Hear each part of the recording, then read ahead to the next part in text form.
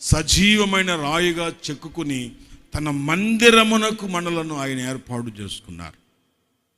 ఈ రోజున ఎంతోమంది జీవితాలు ఆయన సంఘానికి వచ్చినప్పుడు, ఆయన నమ్ముకున్నప్పుడు, ఆయన్ని వెంబడిస్తున్నప్పుడు, ఆయన్ని ఆరాధిస్తున్నప్పుడు వారి జీవితాలు ఎంతో అందంగా చెక్కబడుతూ ఉన్నాయి.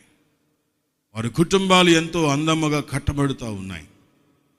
వారి పిల్లలు, వారి యొక్క కుటుంబము పచ్చని ఒలీవ తోట వలె, ద్రాక్ష వనము వలె వారి ఆత్మీయ జీవితం సెగురిస్తూ ఉంది.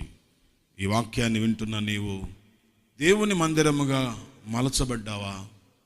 యేసు రక్తము చేత నీవు కూడా యెరూషలేముగా నీవు కంటే కూడా, యెరూషలేము యొక్క దేవాలయము కంటే కూడా నీ జీవితం ఎంతో విలువైనది అని నువ్వు గ్రహిస్తావు.